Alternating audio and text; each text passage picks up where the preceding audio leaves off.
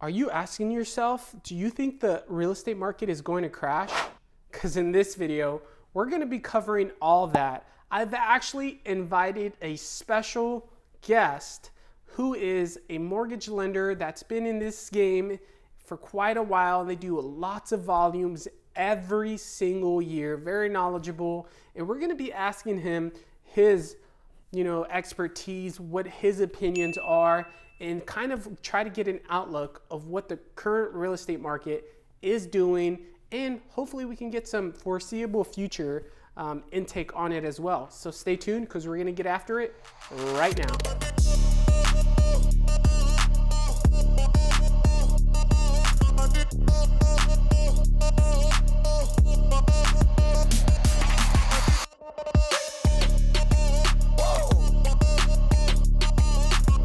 All right, what's up, boss? So like I mentioned, everyone, I have a special guest here, Jacob Lowry with Cross Country Mortgage. They were rated the #1 top VA lender, worked with him multiple times. Great company, great knowledge. Together with him and everyone that works at that great company, there's so much that you guys can take and learn from. So if you guys just have any questions, comment down below. We would love to answer any questions you may have. Now, Jacob, can you tell us about yourself and what you guys do at Cross Country Mortgage?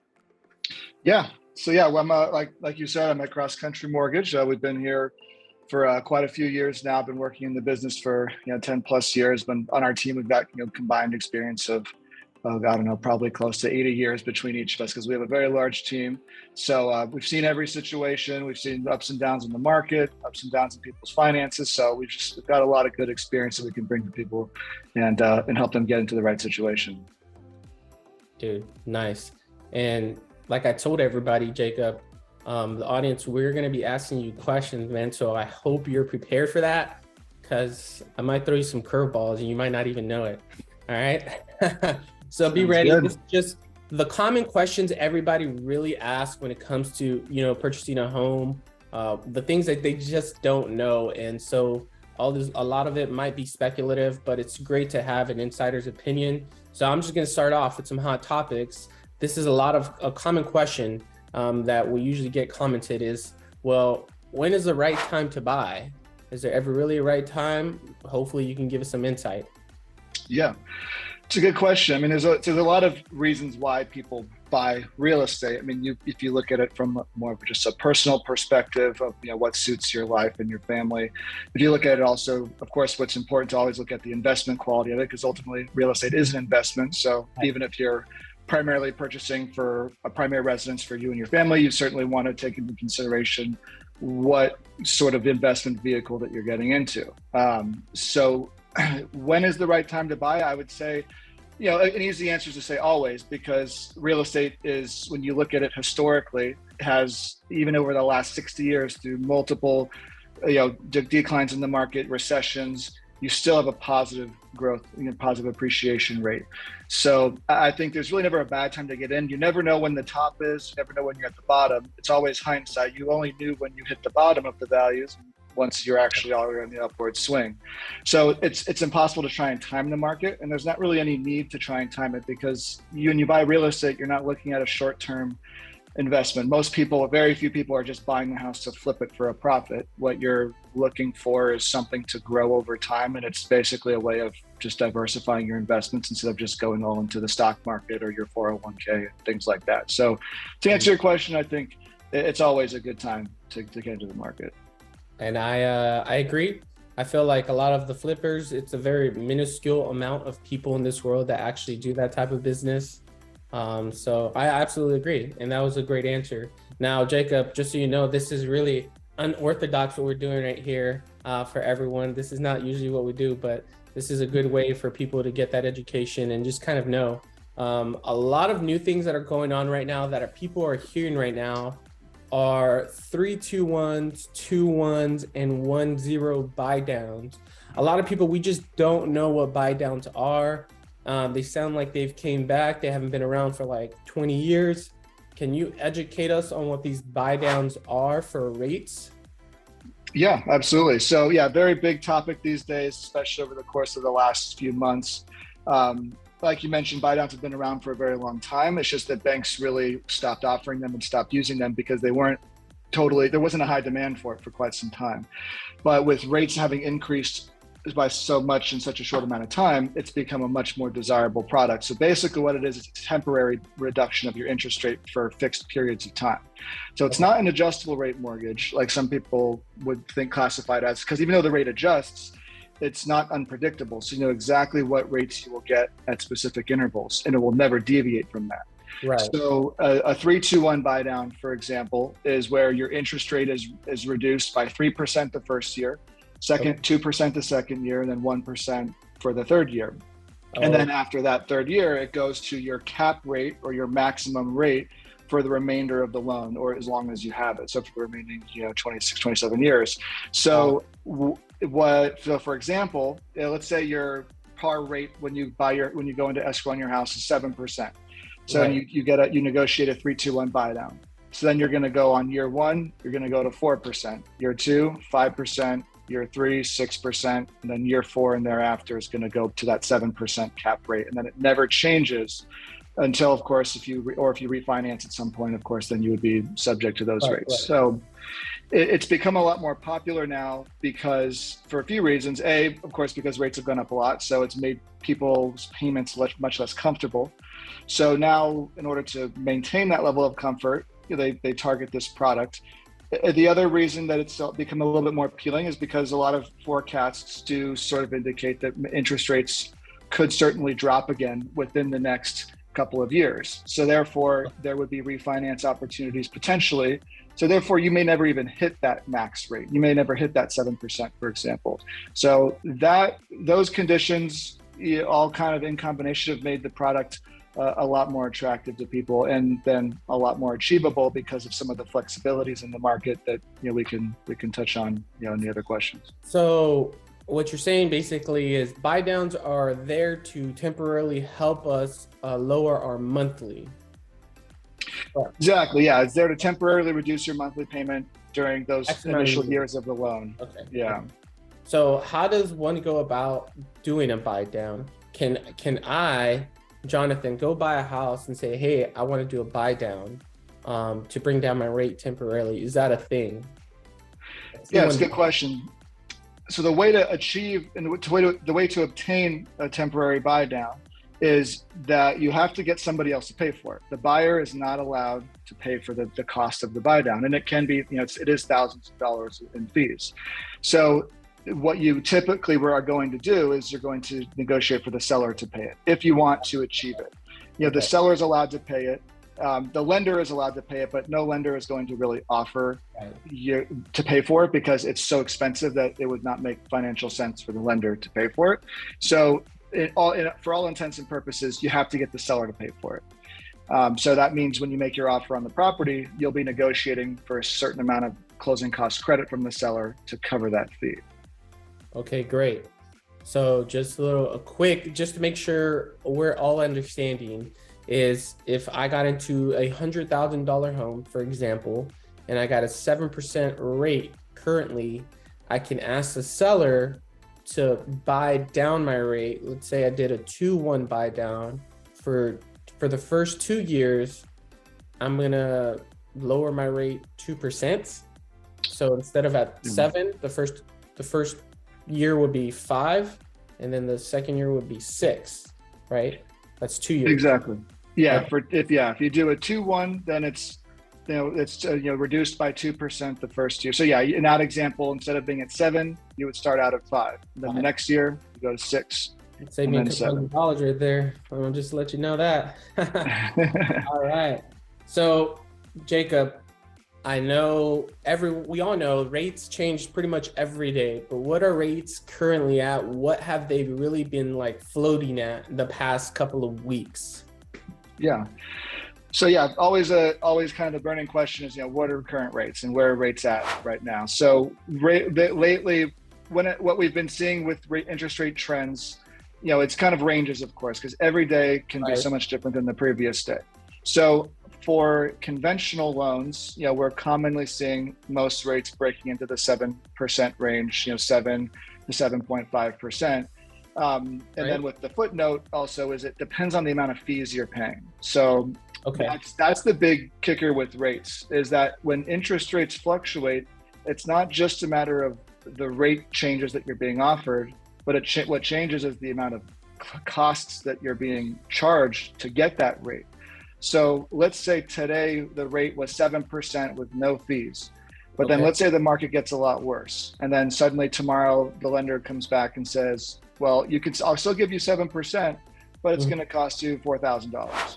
So that's what a lot of people see with the market changing. So then the buyer has an decision. Okay, would I rather keep my 7% and pay the $4,000, or would I rather bump it up to 7.5% and not pay the $4,000?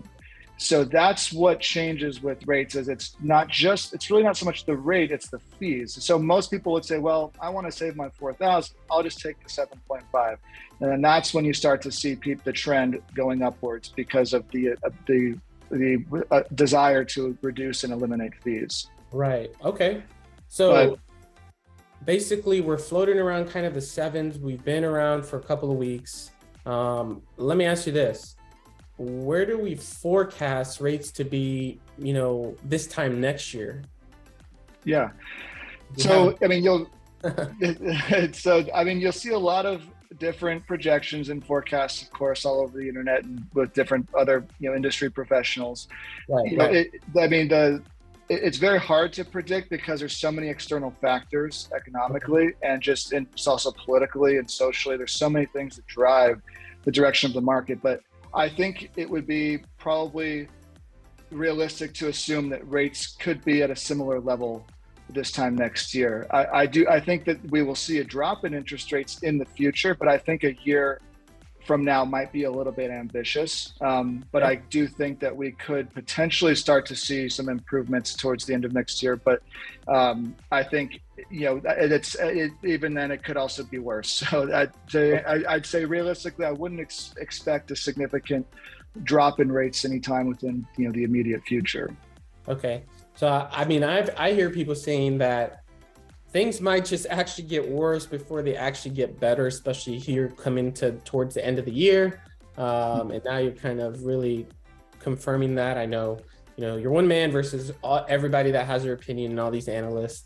I was reading that by this time next year, rates should go down if we're not already in a recession, et cetera, et cetera. However, we'll kind of save that topic for last because we want, everybody to get as much as they can. But that's good information. Now, Jacob, I'm looking here at my notes. What I really wanted to ask you, this is a really common question. Just people don't understand. Sometimes I have trouble understanding.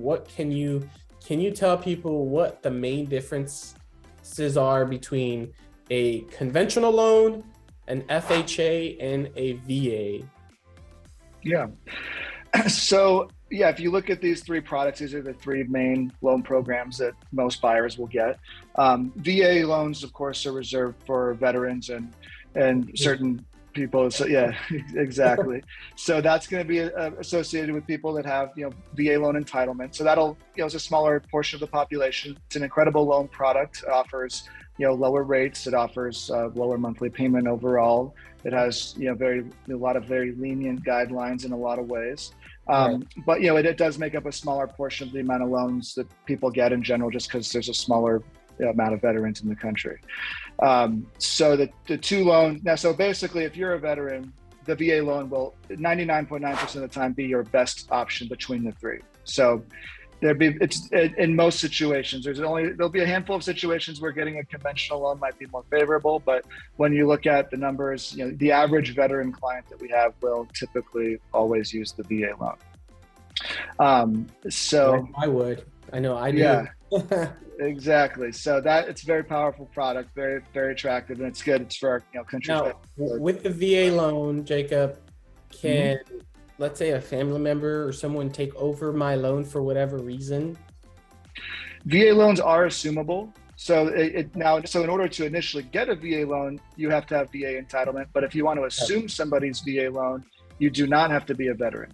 So you can't go in and have someone can take it over. Now, keep in mind, if they're not a veteran your VA entitlement will remain wrapped up on that house. So therefore, you wouldn't be able to personally turn around and use your VA loan again until that person pays off that loan. Okay. And in order to assume that loan for me, let's say I wanted to pass my loan off to somebody. I know there's a lot of necessary steps. Who is the person that they need to speak to in order to make something like that happen? Yeah. So you and the potential buyer would need to connect with your current mortgage lender. So your current mortgage lender is the one that would process the assumption and would approve the assumption. They would not be getting a loan through anybody else. It would just be whoever currently services your loan. All right. So I could go to you and they can go to you. Yeah, exactly. Pass it off, assume a loan, right? We can just say, hey, Jacob, I want to pass it off to my sister. Is that a thing? Yeah. So I mean, if I was the one who, if my company was the one that owns your loan, then we could process the assumption. Now it is a process. You do have to apply. The criteria are pretty strict, and so it can be definitely a bit of a process, but it is something that is doable. Cool. Now FHA, what's biggest from FHA to VA or VA to FHA? Yeah. So so really, when you look at compare the options that your average home buyer, aside from veterans, have in front of them, you're looking at conventional and FHA. Okay. So there's a lot of things that would push someone into one category versus the other, but the most commonly are going to be credit score and debt to income ratio. So FHA is generally more forgiving when it comes to credit score. So for credit scores that might be, maybe your scores are in the mid to low 600s or even into the high 500s, FHA is going to most commonly be your best option. Conventional, on the other hand, can offer more favorable terms if you are someone that does have credit scores that land in some of those higher ranges, like in the 700, 720 plus categories. So you more commonly see people with credit scores in that range going towards conventional versus FHA. However, you might have someone with very high credit scores, but also has a high debt to income ratio. So debt to income ratio will be based on the prospective mortgage payment on the home that they're interested in, and then any other debts that they have, like their car loan, their credit cards, student loans. We don't count things like car insurance and cell phone. That stuff doesn't matter. Okay. Your groceries, we look at your daily expenses. What they look at are consumer debts that are reporting on your credit report, so and then things like child support. Like rent, child support, car payments, you said? Yeah, we count your car payment, we count child support. We don't count your current rent necessarily if you're going to be leaving that property. But if you're buying an investment property, then we count your current rent with where you're going to be living. Obviously, credit cards and stuff like that, right? Yeah, all your kind of typical consumer debts that you'll have on your credit report. So, what's the minimum recommended credit score that people should have in order to purchase a home? Because I know we've worked with a bunch of different people that honestly, they've had some low credit scores, but we got them into a home. And so I know personally I've worked with you before on a person in specific. I obviously am not going to name any names that had a lower credit score below that 620 threshold. But we still got them a home and you were able to get them to approve. So what's that credit score that people just need to be above at or recommend to be above at?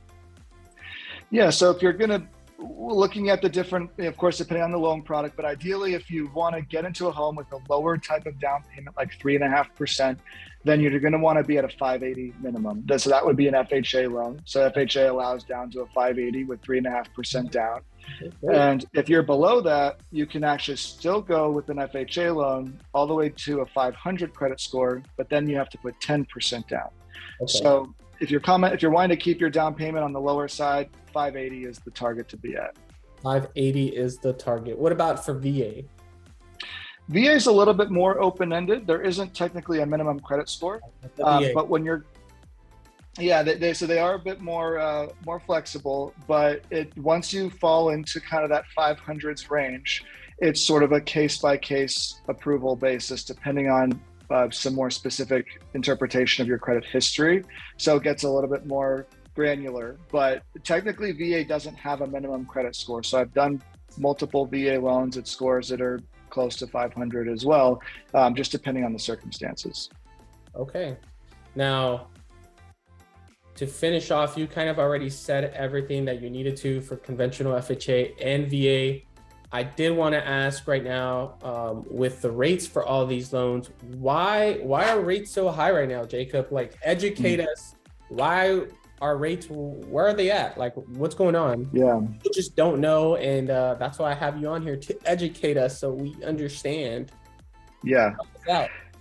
Absolutely. I could probably talk on this point for a really long time, but I'll try and condense it, as much as possible. So basically, interest rates are, of course, influenced by a variety of things, but one of the big things is inflation.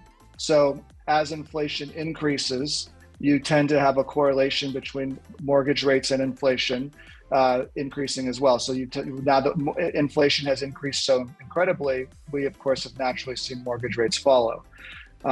Inflation impacts investor appetites for mortgage-backed securities. So mortgage-backed securities are a type of investment that drive mortgage rates directly. So as mortgage-backed securities get more expensive, interest rates go down. But as mortgage-backed securities fall in price based on reduced demand, you start to see interest rates increase. So naturally, with inflation so high, interest rates or mortgage-backed security demand has dropped, and then we've seen interest rates increase as a result. Okay. So, I mean, it's getting pretty rough. Do we really foresee rates ever coming back down to where we were the past 2 years? I know the past 2 years was a freaking frenzy, and people are getting a 2.25, 3.5, like all these crazy rates, even with horrible credit. They were just getting some awesome rates. And now it seems like nobody's getting those rates. Do we ever foresee that coming back? And you can be brutally honest with us and just tell us the truth, because that was out of the norm, if I'm not mistaken. And that's something that really never happened in our history ever. Yeah, that's right. I mean, rates have been low at certain times in the past, but never really that low, and not for that period of time. It was a very long amount of time to have rates that low. So do I think it will ever get that low again? Probably not, unless we have some unprecedented event like the pandemic that sort of directly was one of the catalysts for that. So I do see rates coming down at some point for sure, and I'll tell you why. But I don't think that rates will ever get that low again, and it's not really sustainable. And rates being that low for so long is actually part of what has led to rates increasing so much right now. So, and the market also just skyrocketing. Am I right? Exactly. So with rates having been so low and the government pumping so much money into the economy on top of that, what happened is consumers flooded the economy with money, and they flooded the economy with debt by borrowing more money because rates were so low. So you see this massive amount of cash going to the market, which was driving values of objects and homes and other things up, because of this influx of cash and because of this increased ability to borrow at such a low rate. So that is one of the other causes of such a great amount of inflation, is extremely low rates causing a flood of money into the markets, driving prices up. And that's another sort of item that has kind of come down the line and caused what we're seeing right now. So from what I'm understanding, Jacob, is we probably won't see those rates back in the 3% again.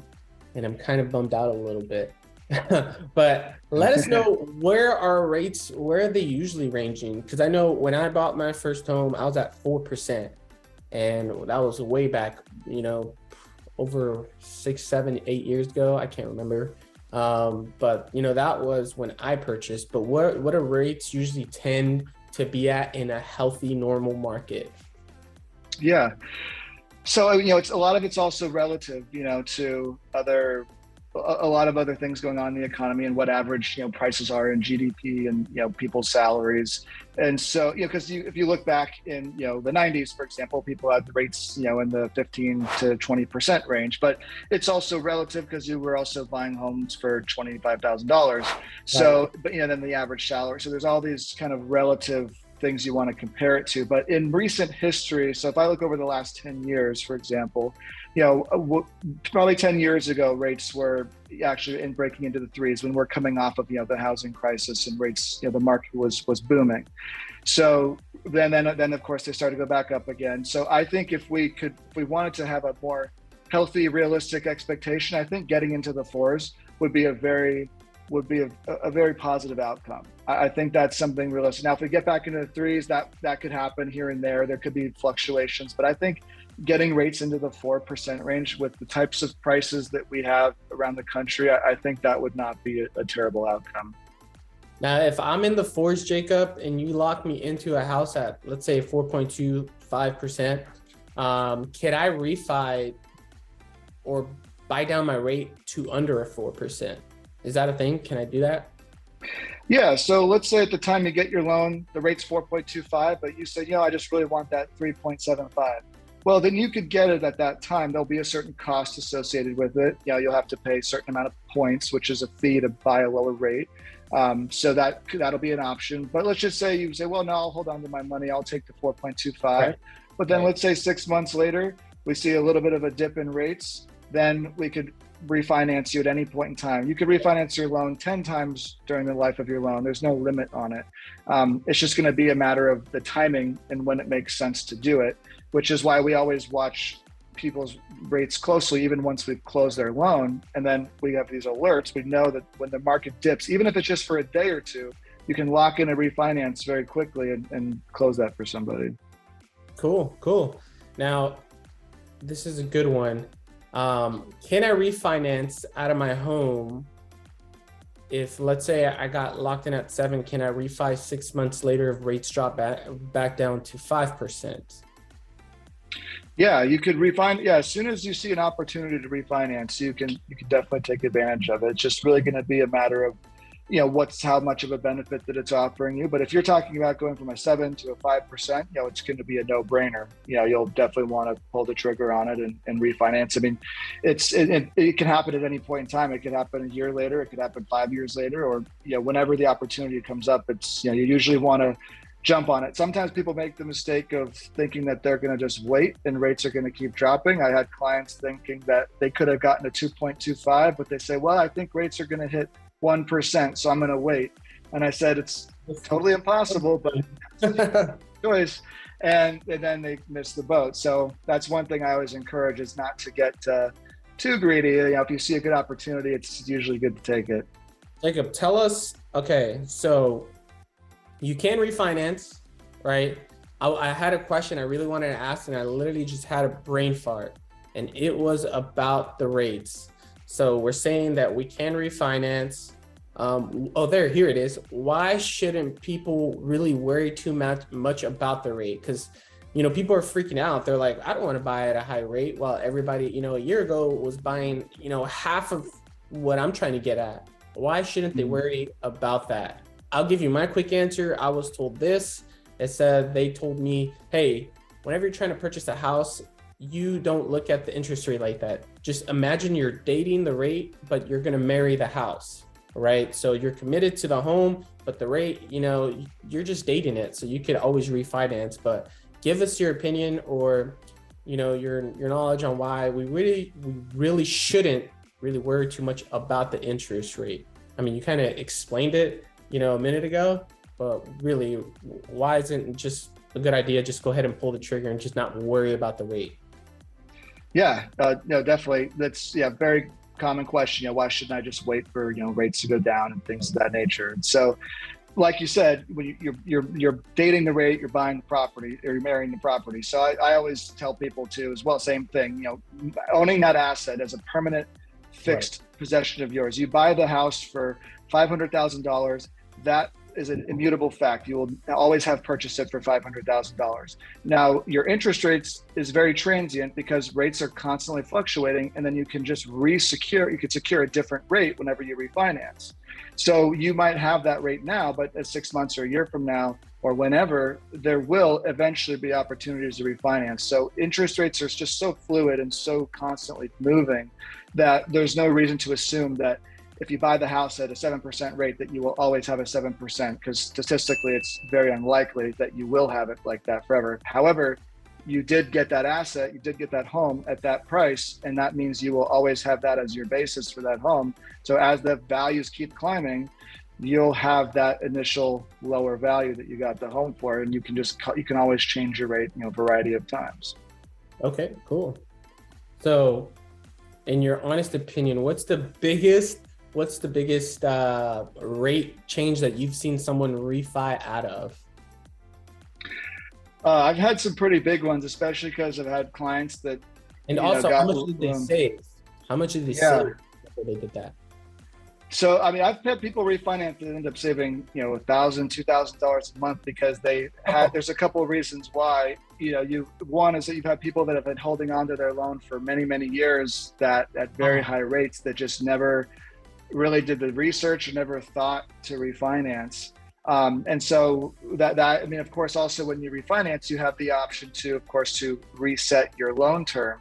Right. So if you're 5 years into it, but you want to reset it to 30 in order to drop your payment even more, then that's another way that you can structure your refinances to do that term. Now, you could also choose to just keep a similar term that you have left, but that is also one partial reason for the payment going down if you reset your term.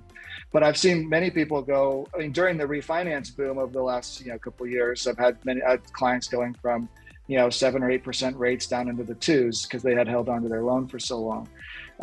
So 7 to 2? Yeah, exactly. So they're massively cutting their payment down. And those are very real possibilities. Maybe not back into the 2% range in the future, but even if you're going from 7 to 4, that'll be a substantial drop that you can definitely expect to have possibilities for in the future. Now, I know you're probably not a human calculator, Jacob, but from, let's say, a $500,000 home at 7% vice a $500,000 home at 2%, how much would they save right there each and every month if we were to refi? So yeah, if you go from, well, let me just do a quick little off the hand math here. So if you were talking about a 7% rate, going from that until, let's say, a 4% rate on that same property, I mean, you're talking about an $800 to $850 a month payment, not including any readjustment of their loan term. So then if they recalculate their loan term back to 30 years, you might go lower. So $850, what literally people can save maybe a year later if they bought a home at 7%, refinanced, and back into the 4s or whatever. Mm-hmm. Yeah. And that's just a $500,000 home. Imagine a $1 million home or $750. That's crazy. Yeah. So, man, that's some good stuff. And you're really educating me. I know that we talk quite often, but dude, that's insane. Kind of the difference there. I was reading the other day on keeping current matters, right?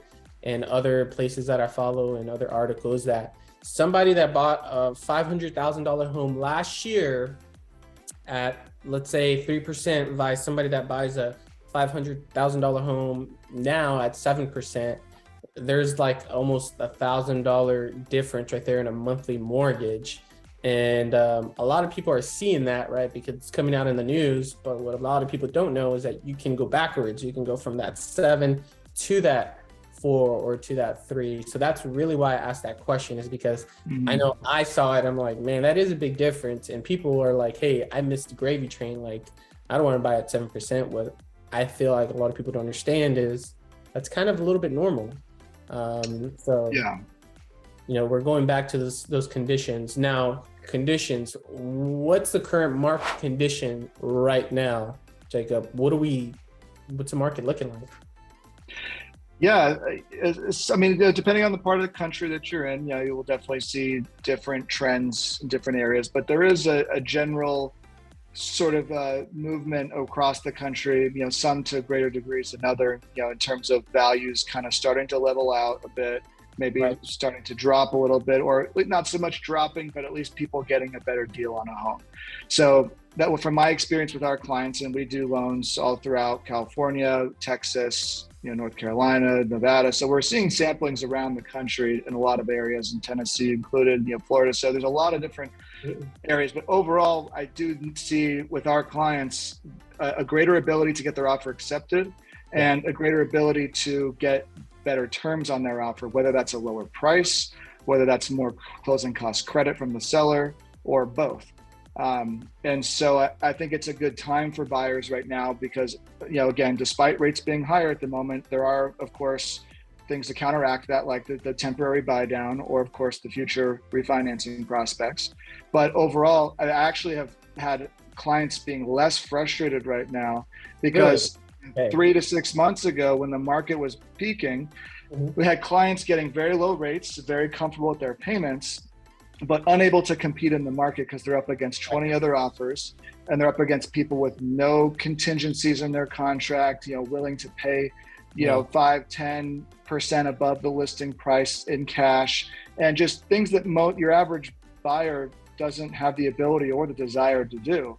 And so I had many clients that, although they had the option to get this really low rate, it was not very useful because it was so difficult to actually get their foot in the door. Well, now it's shifted so greatly to where a lot of my clients, the first offer they make gets accepted, and on the first property that they want, without significant competition and without a lot of demands from the seller. So it really is. I think, I do see that prices are basically leveling out in the sense that sellers are willing to let the properties go for a bit less now. Been my general experience. So what I'm taking back from all of this is essentially we're kind of shifting more towards a favorable market for people that are buying homes now, instead of, we were definitely in a seller's market where like the sellers were loving it because they were getting over bids on their home. They were getting 1,000 offers. They were, getting all the contingencies waived, et cetera, et cetera.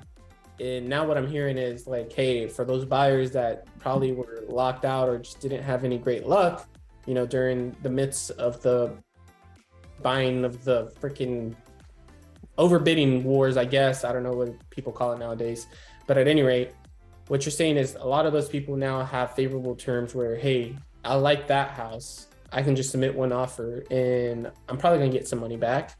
They're probably going to listen to everything and they're probably going to buy down my rate. They might lower the purchase price and I don't have to bid against 1,000 people just to get this home. Is that kind of what you're seeing? Because on the other side of things, I can tell you absolutely. I remember about a year ago, actually worked with you. There was this cool, sweet, awesome couple with 3 daughters, Robert and Sheldon. I don't know if you remember them, but they were in the midst of this bidding war. And I remember we had to submit about 15 or 16 offers just to get one. It was pretty rough. And now I can literally, hey, you like this home? Great, we're gonna get it. Great. Do you want some money back? Because we're gonna get that also. That's kind of what you're seeing, because I know on my side, that's definitely what I'm seeing. Yeah, absolutely. I mean, there's a variety of things that have taken a lot of people out of the market. A lot of it is interest rate related and qualification related. As rates have gone up, it's made some people a little bit less qualified than they were before. So ultimately, though, the competition for buyers has decreased significantly. So there's a lot of people have taken themselves out of the market because they're so afraid of interest rate, right. And that's why it's so important to keep this idea in mind that you're not married to the rate. Yeah, exactly. So that the people that see that the value of long-term real estate and that see the reality of the fact that interest rates are so fluid are the ones that are keeping themselves in the market right now and getting those better deals at this point in time. Great, man. I'm going to say I'm definitely seeing it right now shift. And also, what's crazy is I went to Lennar New Builds this past weekend.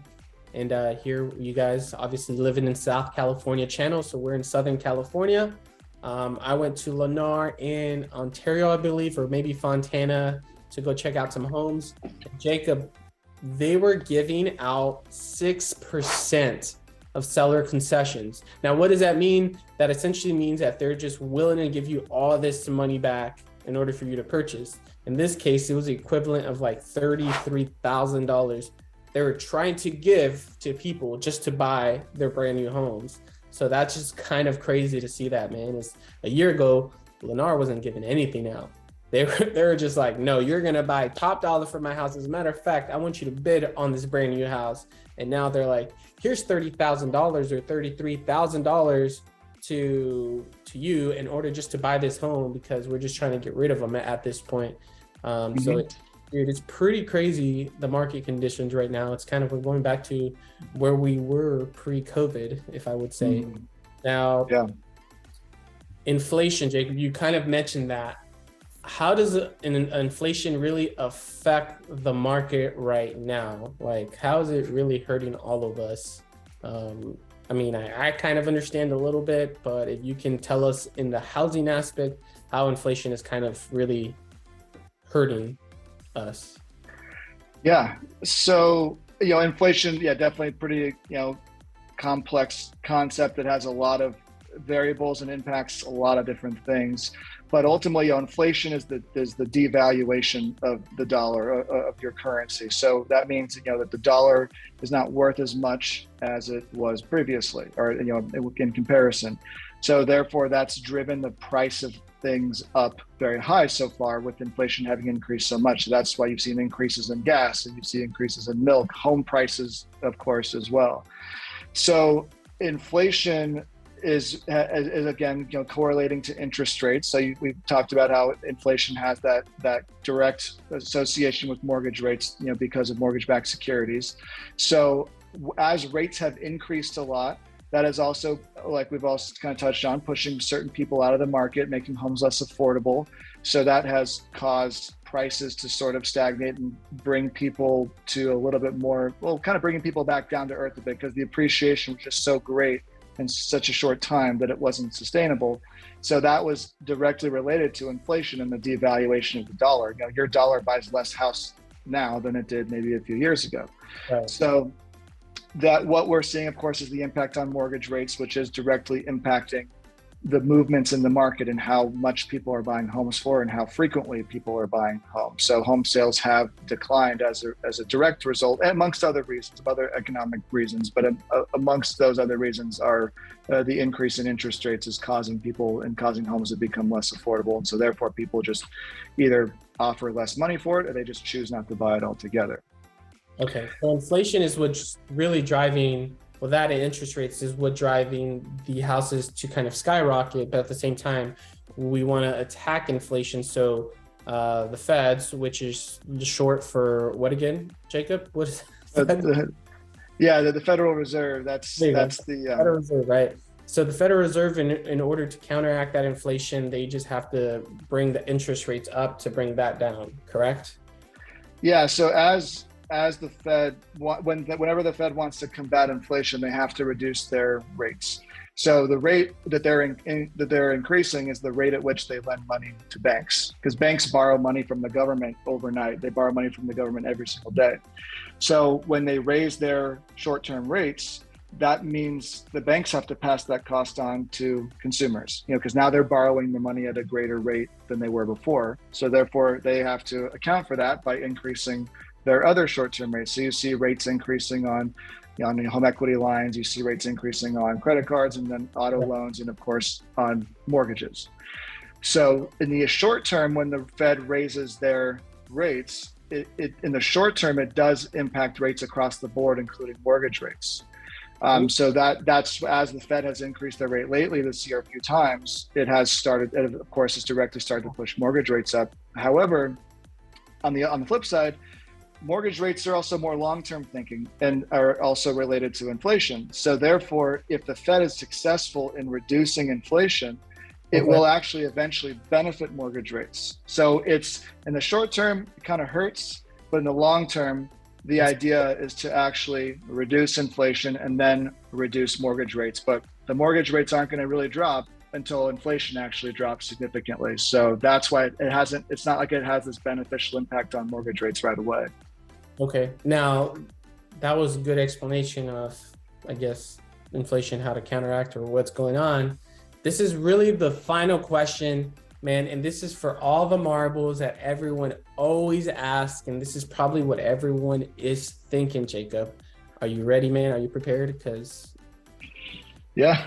I didn't tell you this one. What is, Jacob, the biggest difference between now and 2008? What is the biggest difference that we are seeing from now in 2008 from that housing crash? Yeah, so a lot of differences, really. So the housing crash in 2008 was caused in large by really what you could boil down to fraud. And that was fraud on many levels. Fraud on that so bluntly, man. Like, yeah. fraud. All right, cool. Yeah. All right.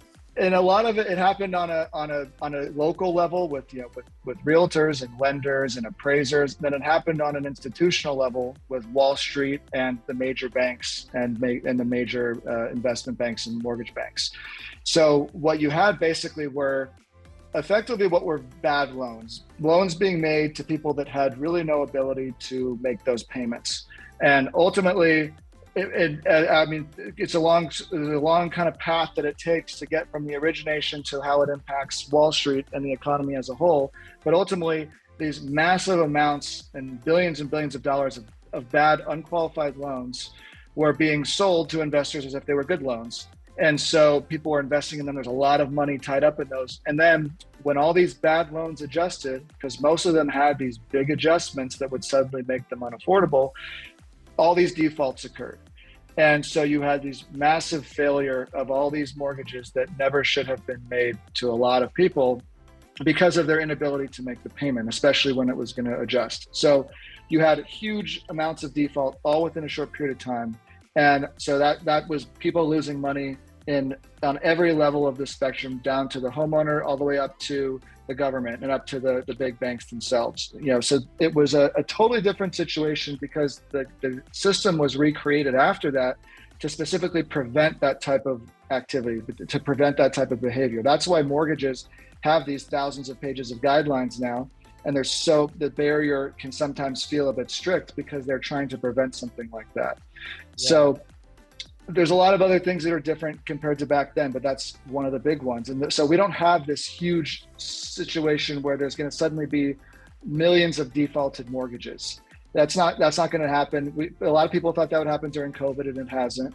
And it's not expected to happen. So that is something that we can at least look beneficially towards, that it's not similar conditions in any fashion. Now, inflation is high. That's something that we can kind of see that culminated over the last couple of years, but there are ways to combat that. So will we have a recession? Sure, there could be a recession, but it's not anything remotely like a financial crisis like we saw back then. Cool. All right. I mean, that was a big thing. I know I read something somewhere the other day that there's a lot of key differences between 2008 and now, and you kind of already said it, but one that really caught my eye is, apparently back in the 08-09 crisis, anybody and their mother could get a loan in reality. And they were looking at the average credit scores from the time of application from 2000, 6, 7, 8, 9 to now. I think back then the average credit score was like a 628, while today the average credit score is like a 721 or something crazy like that. And so, I mean, that's a big difference in a credit score. So it looks like you're definitely a lot more thorough whenever it comes to pre-quality now. Now, personally, I feel it's pretty easy to get a pre-approval as long as, you have all your ducks in line, but people shouldn't be scared at all to try to get a pre-approval process, should they? Because it's not overly complicated. It's actually very simple, is it not? Yeah, exactly. It's not a complicated process, and it's not terribly difficult in general to ultimately get a qualification. Now, there are certain guidelines in place to make sure that we're getting properly assuring that people can afford their mortgage, and that's ultimately the point. So that the bank wants you to be successful as well and be able to pay your mortgage payments. So they do want to look at your credit and your income and your debts and make sure that this is something that there's a high likelihood of you being able to pay. But it's definitely not a complex process. It doesn't take a long time. Most people we pre-approve, it happens within 24 hours or less.